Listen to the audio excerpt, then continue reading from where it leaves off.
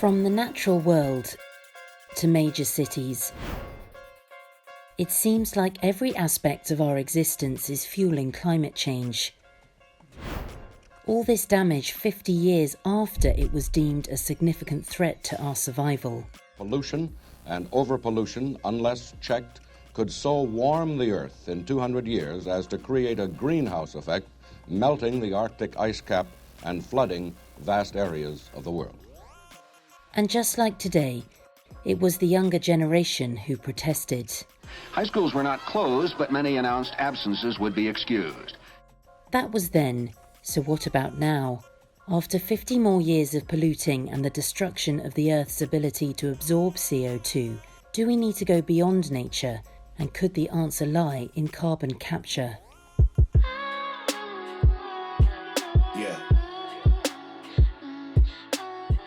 In June this year, a report published in Nature Climate Change highlighted that the first nationally determined contributions to the Paris Agreement include no mention of the carbon dioxide removal. That process is called carbon capture, located at sites like this one in the Netherlands. Here's co-author Niall Mac Dowell from Imperial College London. If we think about carbon capture as a suite of technologies, and these technologies can be used to either avoid the emission of CO2 in the first place, or to take back carbon that has already been emitted. So how does carbon capture work? One method is called post-combustion capture. Here the fossil fuels are burned as normal, but rather than emitting the exhaust gas directly to the atmosphere, it is passed through an absorber column. Here the gas is washed using a liquid solvent that absorbs CO2. It's then heated through, which enables the CO2 to be extracted, allowing it to be captured and stored safely. Another more energy-intensive method is to directly remove CO2 from the air. Large fans bring in the air, which is passed through a contactor. Chemicals are poured through which attract the CO2. Many processes later, pure CO2 can then be stored underground. Experts in Canada are developing technology that has the potential to do the equivalent work of 40 million trees. So why is the report calling for more focus on carbon capture? Put simply, they say it's necessary to reach the Paris targets.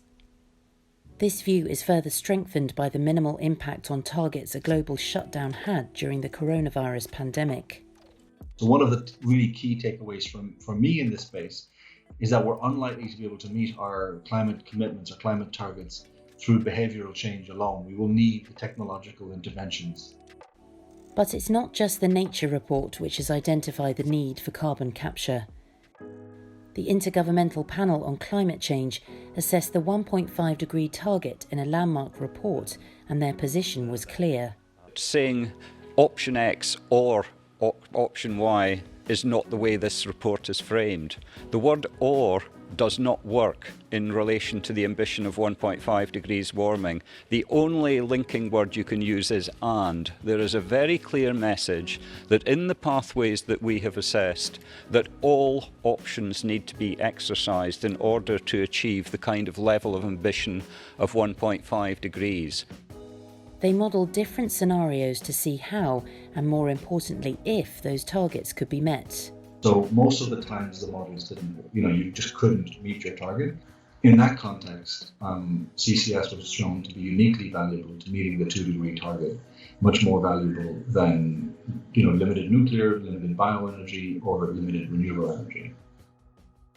But can carbon capture really solve all our problems? We currently emit nearly 40 billion tonnes of carbon each year, and carbon capture has the potential for a significant impact on that. By the end of the century, many scenarios have us removing from the atmosphere some number between 10 and 20 gigatons of CO2. That figure, combined with a renewable energy, could feasibly provide a solution to climate change in the future.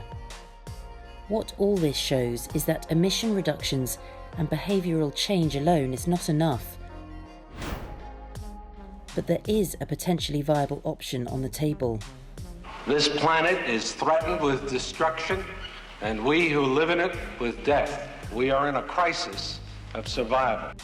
Let's hope today's warnings have a bigger impact in the next 50 years than they did in the last.